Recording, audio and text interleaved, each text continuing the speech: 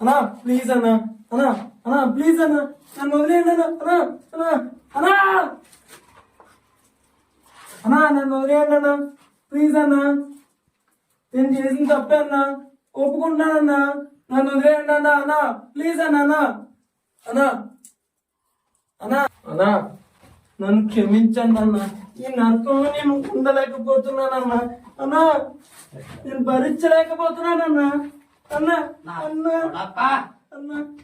నేను నరకంలో ఉండలేకపోతున్నాను నన్ను చంప పర్లేదన్నా ఇలా అన్నా అన్నా ఆకలితో దాహంతో ఉండలేకపోతున్నా భరించలేకపోతున్నా ప్లీజ్ అన్నా నన్ను వదిలేయండి అన్నా అన్నా ప్లీజ్ అన్నా క్షమాపణ ఏంట్రా ఈ వయసులో నువ్వు ఇన్ని తప్పులు చేసి అబద్ధపత్యాలు లేని పిల్లని నువ్వు ఎంత నరకం పెడితే నీకు ఎంత నరకం ఉంటుందిరా ఈ వయసులో మొత్తం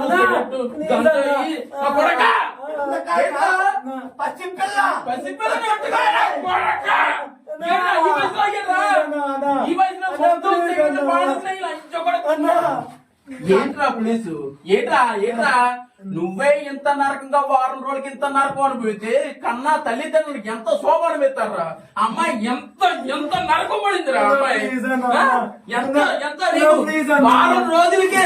తిండి నిద్ర ఎందుకు జరిగిందో అలా ఎందుకంటే తనక ఎందుకు అలా అయిందో తనని ఎందుకు చేసావు కూడా తనకి తెలియని వయసురా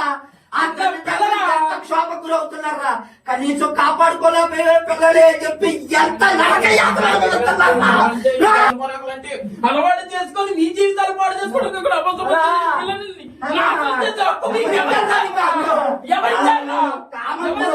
కామంతో కళ్ళు మూసుకొని కామంతో కళ్ళు మూసుకొని ఒప్పుకుంటేనేమో పార్టీలు సెక్స్ మందు అని తిరగడాలు ఒప్పుకోకపోతే బలాత్కారం చేసి ఎవరి జీవితాలు నాశనం చేస్తారు అన్నా మత్తులో చేశానన్నా ఇదంతానా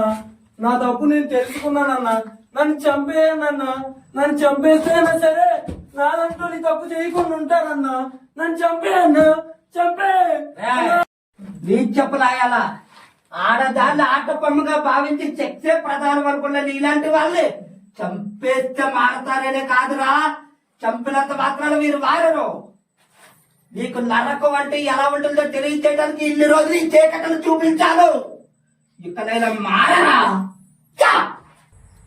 సృష్టికి మూలం ఆడజన్మ అటువంటి ఆడతనాన్ని వెక్కిరించడం మానేసి నువ్వైనా లేనైనా పుట్టిందే స్త్రీ అంగం ద్వారా లేని గుర్తెరిగి